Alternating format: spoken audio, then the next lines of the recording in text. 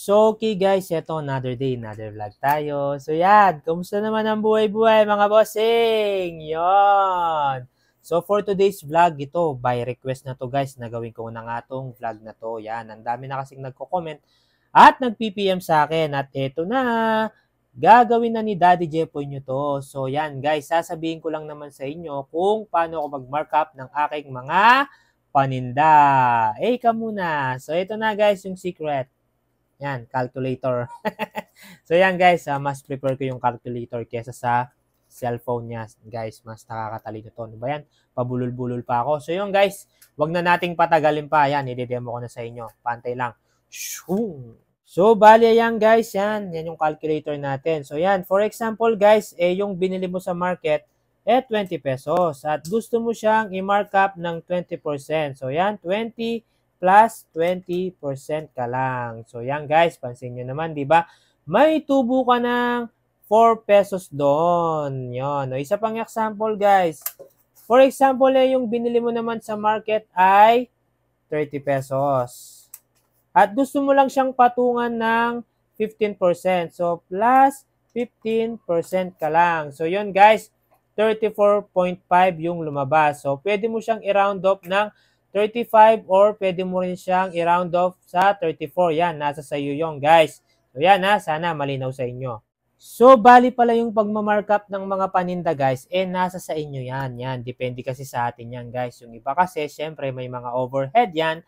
For example, yung iba ay nangungupahan, tapos naka-aircon yung mga tindahan nila, just like yung mga sikat na convenience store. Kaya hindi natin sila mabiblame kung mataas yung mga paninda nila. Yan, for example na lang, yung mga 7-Eleven, Alphamart yan. Medyo mataas yung mga tinda ng mga yan kasi nga naka-fully air condition yung ano nila, store, tapos may mga staff pa na binabayaran yan, guys.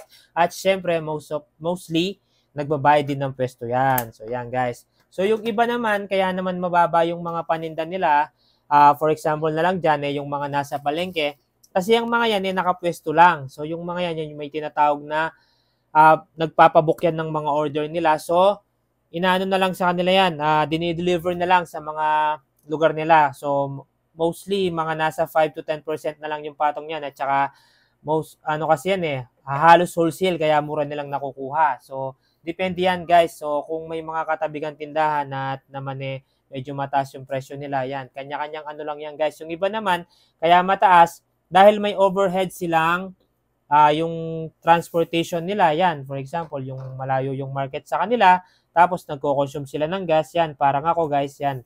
Nagsasasakyan ako, tapos pag binili ko siya,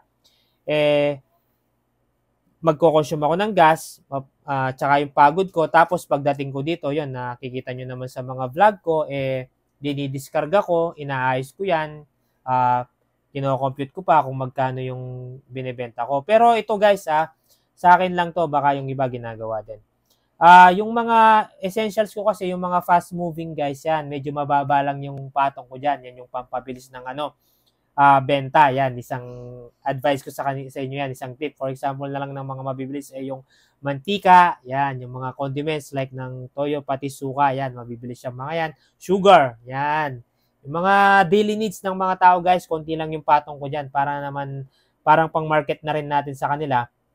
Mabilis at malaman nila na mura lang yung mga paninda natin. Ano kasi ako mas gusto ko na yung mabilisan kaysa sa mga tagalan.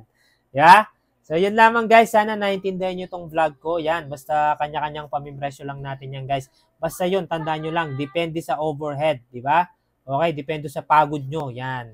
Kung ano man yan, sabihin nila kahit mahal yan. Alam nyo naman kung sa sarili nyo, kung gaano kataas yung mga overhead nyo. So, no hate. Okay?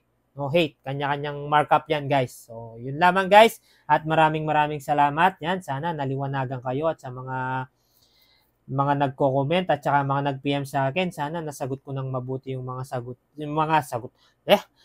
tanong nyo. So, yun lamang guys. Maraming salamat at gabi na. Bukas, excited na naman ako. Grind na naman. Sige, braces pa more. So, yun lamang guys. Maraming salamat. Ingat po lagi at syempre, bye-bye. Finger at kay sa akin. And God bless you po.